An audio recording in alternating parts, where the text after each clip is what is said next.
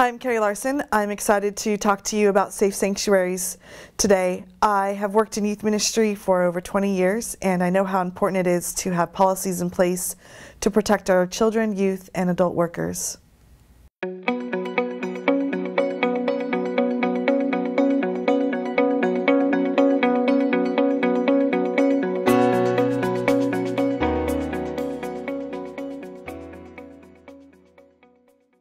We're here for Safe Sanctuaries training, and what better way to open up our workshop than with prayer. So let's go to God.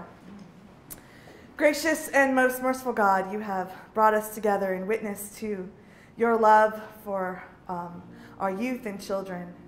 Open up our hearts and minds to hear the words of keeping our volunteers, our children, and our churches safe.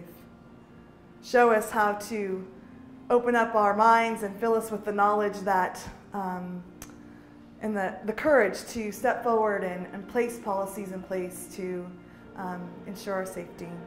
God, we thank you for all of the leaders in this room, and I just ask that you bless our time of conversation, of learning, and bless our morning. In your name we pray. Amen. So we're told by Christ to welcome children, and in doing so, we are welcoming God himself. Matthew 18 speaks about causing a child to stumble. Christ himself said that we need to reach children while keeping them safe. We need to protect them while keeping us safe. Safe sanctuaries is more than just protecting children, but it's about protecting youth, children, and vulnerable adults, which is kind of a new category that has been added by safe sanctuaries. In 1996, there was a conference mandate that the delegates at General Conference voted to put this in place. Many of you know that there's been a lot of churches, either in not just United Methodist, but across the board, that are struggling with this issue of children and youth. There's been some inappropriateness by leaders in place. And so General Conference decided that this is what the path was needed to take, and so Safe Sanctuaries was formed. You also know that we have a theory of open hearts, open minds, open doors. And so for us, that means we're welcoming everyone, but we also want to protect those who are welcoming and protect our volunteers. So every charge conference, every church hopefully signs off that there is a policy in place. What I've learned through doing this workshop is that a lot of times there's a policy in place, but not many people know the policy. There's a policy in place, but not every guideline is followed. And so, and that looks different in large churches and in small churches. So we're going to try and cover both of those areas today. I know that I've worked in small churches. I currently serve at a large church. But I do know that that looks very different in those two settings. So we're going to kind of explore what that looks like today. And again, if you have questions, just stop me and raise your hand, and we'll address that as best possible. So our purpose for Safe Sanctuaries is, as I said, protects children, protects volunteers, and protects the ministry. It's kind of like saying that this house is protected by ADT, right? Like parents know that when they drop off their kid, that you guys have done your job in ensuring who is watching over their child or their youth. Let's talk about some definitions. Children. Children is anyone under the age of 18. Children are birthed through 5th grade, depending on the school system you follow. Youth are 6th grade through 12th grade. So in some categories, there are youth, or 6th grade is still middle school. So that would be the difference between children and youth, right? An employee is anyone you pay. A volunteer is anyone not paid but serves in any position involving the care, custody, or supervision of minors. Vulnerable adults, those who are mentally and physically disabled, and those adults who volunteer under the assumption that the church is protecting them. So that's kind of like your outside ministries, maybe at a homeless shelter, those kinds of things. So that's the difference there. Child abuse is harm or threatening to harm a child's welfare or by means of physical, emotional, or neglect. And sexual abuse. Sexual abuse means any act that involves sexual molestation or exploitation of a child by a parent or another person who has permanent or temporary care, custody, or responsibility for supervision of a child, or by any household or family member. Sexual abuse includes incest, rape, sexual offense in any degree, sodomy, and unnatural or perverted sexual practices. This definition is based on the Maryland Code, so it may look different in other states if you go to another state. So here's the harsh reality is statistics. 3 million reported cases a year, 8,219 a day, 342 per hour, 8 per minute, and 1 every 15 seconds. I can say in my 20 years of ministry, I've known 2 churches that have been affected by inappropriateness. And it just crushes you when you see these numbers. The honest truth is that, yes, it does happen in churches, unfortunately. But that's why you're here, to safeguard and put measures into place, policies to keep that from happening. Yeah? Can you define children and youth again? So children is birth through 5th grade, depending on your county. So that's where it changes. Youth is 6th through 12th grade. So some counties may have 6th grade as middle or elementary school. So then a child would be birth through 6th grade. See the difference there? Yeah. These statistics were for sexual abuse or for every kind of? Just abuse in general. So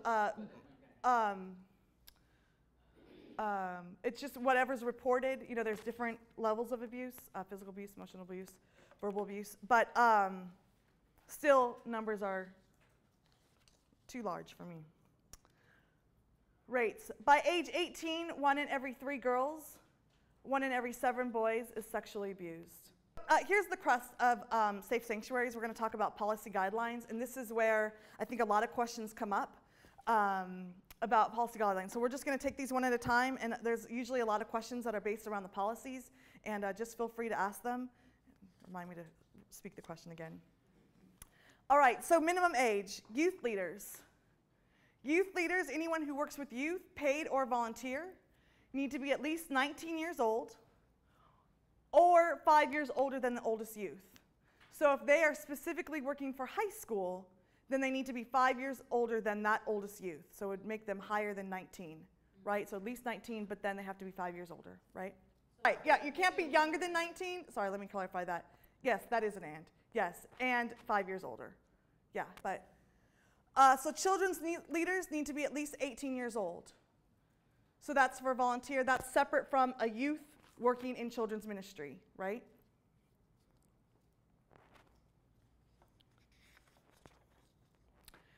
So 2-adult rule is 2 adults that are non-related. So no family members, husband and wife, those kinds of things. And I know that that is probably one of the biggest issues, because you may have a couple that comes to you and says, I want to help in this ministry, and we'll be glad to do that together. And as a leader of that ministry, you're like so excited because you just had 2 people sign up, but they count as 1 person. So you would need to find a 3rd person to be in that room together. Okay? So a lot of times I have found in my own ministry is that you have planned, you have done your due diligence to have 2 adults be there for Sunday school class or youth fellowship, and an hour before a parent calls and says, look, I can't come, something came up, right? So you're down to 1 person. So in that case, like a Sunday school setting, you would want to use a floater, so that may become you as a leader, or you appoint someone as a floater to just kind of check the halls, check in on the rooms and make sure that's okay. You want to establish, you want to establish like kind of a routine or a time of how often that check happens. You don't want it to be like once an hour, or you want it to be that floater is really checking in. And if you're in a youth setting, it may be about asking a parent to stay, right? That's like kind of like the desperate measures of making sure that you have the 2-adult rule, but you also want to make sure that you don't just ignore that because someone called out sick or something. I just need something clarified. Is if the youth group is going someplace, bowling or whatever, Okay. and they've got the youth director, and they have two parents, it can't be two from the same family. It has to be Correct. Has to be two. Correct. And You're counted as That one. counts. And then there's another adult, or the two parents. right. Yes. That's yes. good. Right. What I was going to say to that is that they also need to be background checked, though. So it can't just be two parents who sign up to say, yes, I'll do this. They have to be background checked. And I'm understanding that anybody that works with the youth has to have a background check. Yes. Even if it's just a one-time thing. That is correct. If there is a situation where we need to have two adults and we have to ask a parent to stay, we have to get their background checked before they do. The question was if you need an adult to stay, someone called out sick, or they can't make it at the last minute, and you ask a parent to come, do they need to be background checked? So that's kind of an extreme situation. I would say that that's not the norm. I wouldn't count that as the norm. But I would say that as a youth leader, what you can do is poll your parents. Will you be driving this year? Will you be helping out? Think of your list of parents who are going to help, and then train them, right, and get them background checks so you know at least you have a list of parents that you can go to for that. If you think that even for one time that they're kind of an active parent, particularly their youth or child is an active in your ministry, I would definitely target them as far as just getting them on the list. It's easier to do it ahead of time versus playing catch up, right? The first policy in place is a tool adult rule to non-related leaders in a room and using a floater as needed. Doors and windows, and this is a big one. Sorry, let me go back. There must be any room that a child or a youth is having Sunday school in, or a small group, or any activity, there needs to be a door and a window. So who can tell me why that would be the case? Why do you think there needs to be a door and a window? Say it again. Escaping. Okay, so escape, yes, but also for people to see in, right? So you don't want to have a small group or Sunday school happening in a place where there's no doors or windows, because then the door is closed, there's no window, people walking by cannot see what's going on. Yes?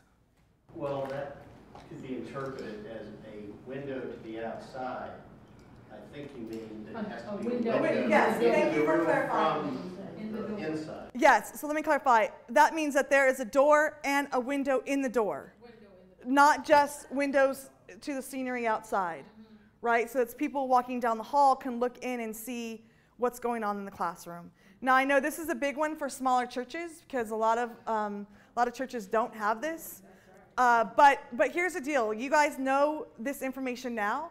And so it's all about going to SPRC. It's about going to your trustees and saying, how can we implement this? What is the plan? What are the steps that we're taking to say, this is the policy that we as a conference have adopted, and we need to follow suit, right? So it may be for the time being, you keep the door open, right? Like that's just your rule that any classroom or any setting where there's children and youth, you need to keep the door open. But there is a plan in place to get windows indoors, right? So that's kind of like the difference there. Again, that requires trustees and SPRC and probably finance to get on board with that. But it is part of the policy guidelines. So this particularly sign-in and sign-out procedures is particularly for children's ministry. I use it for youth ministry as well. I just have youth sign in. I just, if something happens, I want to make sure I know who was here. But this also for youth means that you have permission slips for any outside activities. So in our ministry, we have one permission slip, medical release for the entire year. Youth sign in at the beginning of the year, that's for all on-campus stuff. Then at each additional event that we go off campus, parents sign a permission slip. And so that's kind of like the sign out, sign in procedures. It's just letting you know who's here, where are you going. For children's ministry, equally important. So, there's been cases where one parent has dropped off and there's been a custody issue, and dad comes in the middle of service, picks up son or daughter, and this is a member of church, right? So it's not unfamiliar. It's not an unfamiliar person. It's a familiar person. Everyone, oh yeah, this is Johnny's dad. But Johnny's dad does not have permission to have custody of Johnny, right? So in your fall signups, and this is a great time to do it, is the beginning of the year, is have a medical release for kids. Who can pick up? Is it grandma? And they need to be specific. It's not just grandma, but it's Grandma Mary Jones, right? So there's also online things you can check out online. There's, in the paperwork that you'll get, there's about 4 sites, kidcheck.com, lamblist.com, Children's Church Check-in. Those are all online sites that parents can just type in. Now that's, depending on your church setting, that might be a big feat or a small feat to do. But at least some kind of procedure saying who can pick up and where kids are getting picked up from. So in our church, everyone comes in, they have a children's message, and then kids leave. So up to a certain age group, parents have to come pick up their kid. And I believe 4th and 5th grade, the parents sign a waiver saying that the kids can come down to the fellowship hall. Right? So you see the difference there? Yes? Not only the youth sign in, should the volunteer sign in too? So they know who's there that night? That's a good, should volunteers shine in? I don't have my volunteers sign in, but that's definitely an option. Definitely an option to, just, put a paper down. It helps for, numbers and those kinds of things to see who's here. For me, that's what I do. But yeah, that's completely your option, I would say. Yeah. Yes? I have a question about children who, I have a question about youth who help with children's activities. Okay. So if we have an activity at the church that's children's ministry activity, lots of kids doing crafts, things Okay. like that, and we have our 2 non-related adults that are over that are 19, the right age. Right. And say we want to have youth, 16-year-old, 15-year-old, to help with that activity. Is there anything that we need to do? They obviously wouldn't count as a supervising adult, but Right. is there It's a great anything under question. safe sanctuaries that we have to do? Right. So the question is about youth helping in children's ministry. What I do I have a youth leadership team, and so, and additionally, there's youth that are not on the youth leadership team, but we talk about this. They go through training. So even though they are not 18 and I do not do background checks, I want them to know appropriate touch. I want them to know appropriate conversations. I want them to know appropriate social media. I mean, a lot of our kids, it's surprising to me, but a lot of our kids are on Instagram, Facebook already. I mean, even below 15. And so for me, I tell my youth, here's the deal. You can befriend and friend and send pictures all you want, but you are role modeling, so you take on a different role. If you post inappropriate conversations, cuss words, whatever, then don't friend them, right? Like that, I'm working with you on that, but that's not for you to role model to them. So, but that's completely, I have a conversation with them about that. Never be in a room, rule of 3. So we go through everything. I call it inbounds with my youth, how to stay inbounds and appropriate with kids. And so there's no reason why they can't go through this because they need to know the information as well.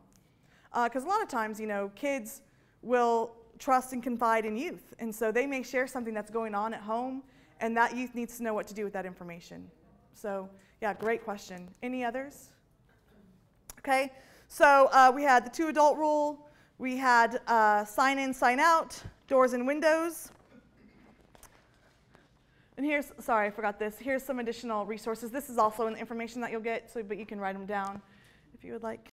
So guidelines for teacher-student ratios. Birth to 18 months is 1:3. 18 months, which looks very different in our nurseries, right? If you look at these numbers. 18 months to 2.5 years, 1:3. 2.5 to 4, 1:6. 4 years to school age is 1:10. School age to 8 years is 1:15. And 8 years and older is 1:15. Now I want to talk a little bit about the 8 years and older. If you look at a lot of, like even Rock, their ratio is a lot less lower than 15. And that's their policy, and so you have to change your policy to meet their policy, right? So you just want to make sure that this is for maybe Sunday school, small groups, Bible studies, those kinds of things. But I would say if you're participating in someone else's event, just check their ratio and make sure that you're in line with what their expectation is. Now you say the ratio of 1 to 15, but you also mentioned about our two adults. 2 adult rule, right. So that's automatic, 2 adult rule. So no matter if you have 3 youth, you have 2 adults. If you have 1 youth, you have 2 adults. Okay, so the 1 in 15 is, what's that mean? Shouldn't matter, or? It's just the Safe Sanctuaries policy. So it should be 2 to 15? It should, yes, this is how they write it, so I'm not allowed to change that information. But it is automatic 2 adult rule no matter what. That's the government rule. If you're dealing with children. Right, and they use that information as well. So, and you're right, it should be 2 to 15, and I think that's just automatic. Or 2 to 30? 2 to 30, right. 3 to 31? Well, I think if you went to 30, you would have 4 adults. Right? Right, depending on what age. Right. Yes. You just have to read them together. You gotta read all of these rules together. Right. Because if you don't, then you're gonna be in violation of it. Right, exactly. And that's why we're going through the guidelines now, because that looks very different when you start planning them out. All right. So potty policy. Diapering is in an open and visible area, and that may look very different in each church. So start thinking how you can do that differently if it's not currently open and visible area. Needs to be done with supervised independence. Let them ask. So if a kid's going to the bathroom, do you need help? Do you need assistance? You know, and they may be old enough to go, no, I can handle it. Or you may know this kid and know that you just want an adult to kind of be close to the bathroom or be in that area. Complete privacy is used unless an emergency, and get parents if needed. So if there's a kid who maybe wet himself or things like that, you want to pull the parent in and not be involved in undressing kids, right? That's really what that's talking about.